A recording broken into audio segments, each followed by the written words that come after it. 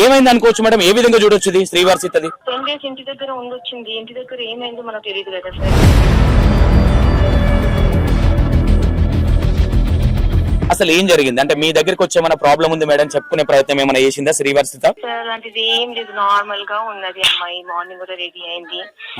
చెప్పండి, మన టీచర్స్ ఎవ్వరు అని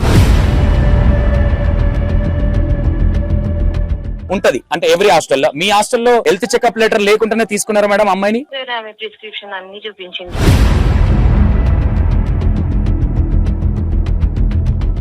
ఏం ప్రాబ్లం అని చెప్పింది మేడం? మీకు ఏమైనా చెప్పే ప్రయత్నం చేసిందా ఒక ప్రిన్సిపల్ గా? మీకు ఏమైనా నాకు హెల్త్ ఇష్యూ ఉందని? నాకేం చెప్పలేదు.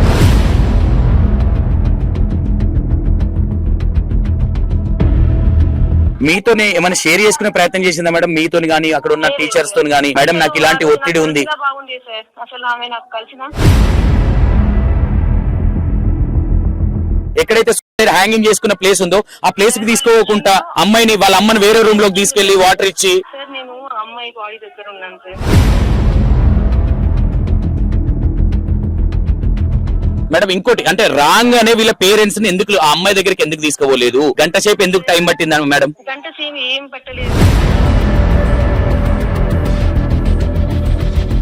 E96 టీవీ మేడం, శ్రీవర్షిత మీ స్కూల్లో కొంచెం సూసైడ్ చేసుకోవడం జరిగింది. అసలు ఏం జరిగింది ఏందనే విధానాన్ని తెలుసుకునే ప్రయత్నం చేద్దామని మీకు కాల్ చేయడం జరిగింది మేడం. మీరు ప్రిన్సిపల్ గారేనా మాట్లాడేది? అవును సార్, నేను ఇంట్లో ఉన్నాను ఇప్పుడు, ప్రెసెంట్లీ స్కూల్లో లేను. ఒక్క 4 లైన్లు అంటే ఇక్కడ వీళ్ళు హాస్టల్ వాళ్ళే చంపేసి ఉరేసిరని వీళ్ళు చెప్పడం జరుగుతుంది పేరెంట్స్. అసలు ఏం జరిగింది అంటే మీ దగ్గరికి వచ్చే ఏమైనా ప్రాబ్లం ఉంది మేడం చెప్పుకునే ప్రయత్నం ఏమైనా చేసిందా శ్రీవర్షిత? సార్ అలాంటిది ఏం లేదు, నార్మల్ గా ఉన్నది. అమ్మాయి మార్నింగ్ కూడా రెడీ అయింది. చెప్పండి, మన టీచర్స్ ఎవ్వరు ఏం చెప్పరు, కుప్పడరు. పిల్లలు ఎవరు ఎందుకు కుప్పడతారు సార్?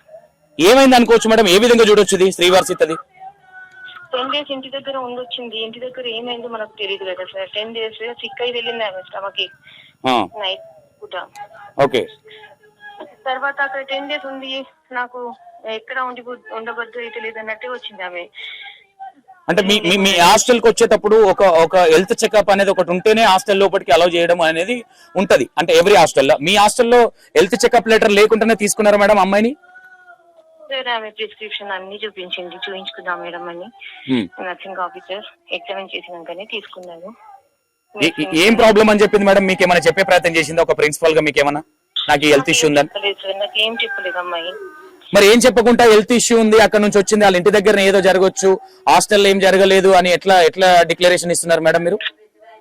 సార్ ఆమె 10 డేస్ వరకు మన దగ్గర ఉన్నప్పుడు, 10 డేస్ బిఫోర్ మన దగ్గర ఉన్నప్పుడు బాగానే ఉన్నది. రాత్రి పూట ఆమెకు స్టమక్ ఏక్ అయితే వాళ్ళ పేరెంట్స్ ఏ టైం అయినా మాకు ఇన్ఫార్మ్ చేయండి అంటేనే మా నర్స్ మేడం ఇన్ఫార్మ్ చేశారు. మ్యామ్ ఇంకోటి 6 గంటలకు అమ్మాయి ఫోన్ చేసి మాట్లాడే ప్రయత్నం చేసింది, 8 గంటలకి అమ్మాయి ఉరేసుకుంది అంటే దీన్ని ఏ విధంగా చూడొచ్చు? అంటే సరే అమ్మాయి పేరెంట్స్ కు ఫోన్ చేయలేదంటే నిజంగానే ఏదో ఒత్తిడికి గురైంది, లేదంటే ఇక్కడేదో ఇంటికి వచ్చింది కదా ఇక్కడేదో ప్రాబ్లం అయింది అనుకోవచ్చు. అట్లా అనుకున్న అమ్మాయి వాళ్ళ పేరెంట్స్ కే కాల్ చేయొద్దు కదా, మళ్ళీ ఎందుకు కాల్ చేసింది? 2 గంటలలో అమ్మాయి ఉరేసుకుంది అంటే ఇది నమ్మేసకంగా అనిపిస్తుందా మేడం? ఎందుకంటే మన ఇంట్లో కూడా ఆడపిల్లలు ఉన్నారు మేడం. సార్ నాకు కూడా బిడ్డలు ఉన్నారు. బిడ్డలా చూసుకున్న అమ్మాయిని నేను ఎంత బాగా చూసుకుంటా పిల్లలను, మా పిల్లల్ని అడగండి. మంచిగా చేసుకోవాలా, మంచిగా ఉండాలి అమ్మాయిలు. మనం వేరే ఇంటికి వెళ్ళే వాళ్ళం అన్నట్టే మనం అందరికి పిల్లలకి మంచిగా చూసుకుంటాం, మంచి విద్యా బుద్ధులు నేర్పిస్తాం. ఈ అమ్మాయి రోల్ మోడల్ సార్. అమ్మాయి అందరికి రోల్ మోడల్ ఉన్న అమ్మాయి ఇట్లా చేసిందంటే మేమే నమ్మలేకపోతున్నాం. ఏం కారణం అసలు? ఎందుకు ఏడ్చుకుంటూ వచ్చింది ఇంటి దగ్గర నుంచి? మళ్ళీ ఉండబుద్ధి అయితే లేదు నాకు, ఇక్కడ ఇంట్లో కూడా ఉండబుద్ధి అయితే లేదు, ఎక్కడ ఉండబుద్ధి అయితే లేదు అన్నట్టు ఫీలింగ్ లో ఉన్నదని వాళ్ళ ఫ్రెండ్ చెప్పింది సార్.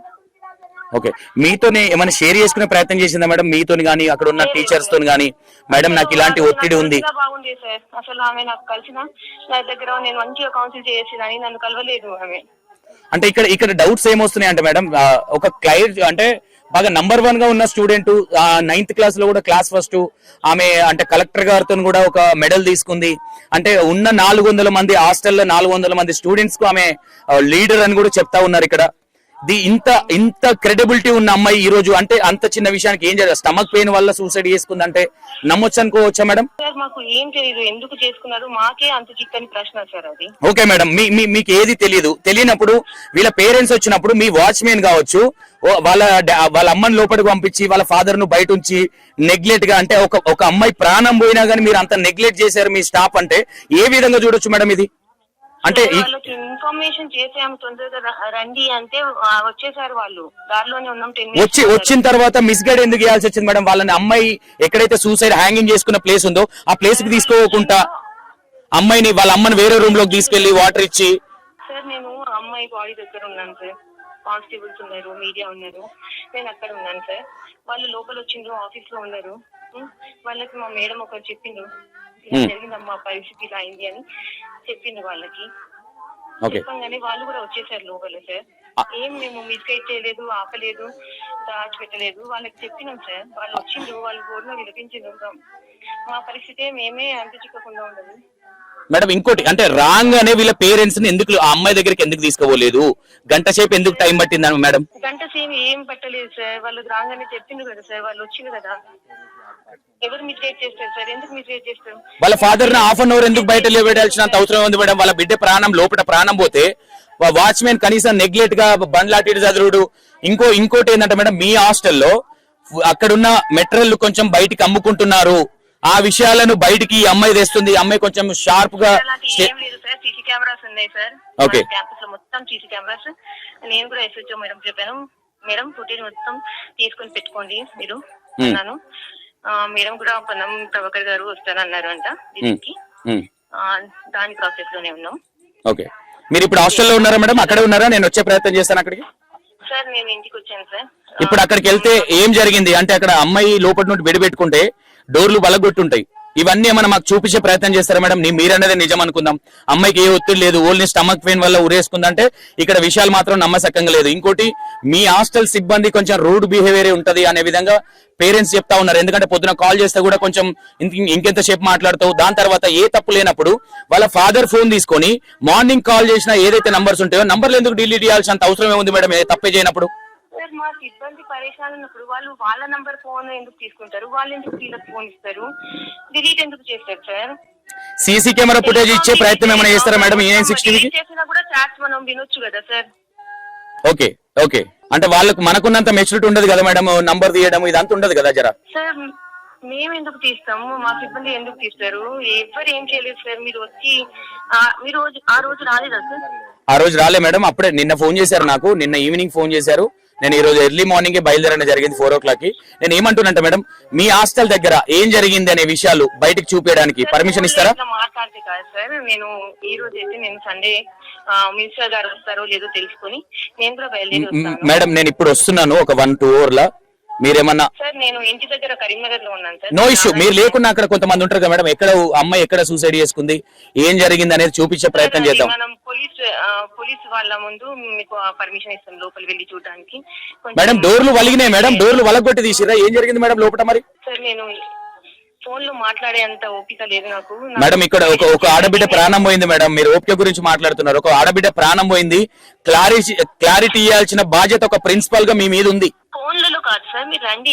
ఎక్కడికి రావాలి మేడం? కరీంనగర్ రమ్మంటారా మీ ఇంటికి? మా ఇంటికి ఎందుకు వస్తారు? స్కూల్ కి రండి. మీరు ఇప్పుడు ఎన్ని గంటలకు రమ్మంటారు మేడం స్కూల్ కి మమ్మల్ని? సార్ నేను ఇప్పుడు 10:30 10:20 నాకు ఈజీలీ 2 hours పడతాయి సార్. నేను ఇప్పుడే మేడం 3 గంటల దాకా వెయిట్ చేస్తాను మేడం మీ గురించి. ఓకేనా మేడం? బయలుదేరినాక అక్కడ చేరుకున్నాక మీకు కాల్ చేస్తాం. మీ నంబర్, మీ పేరేంటి సార్? నా పేరు సంతోష్ మేడం, ఇగో ఇదే నంబర్ నాది.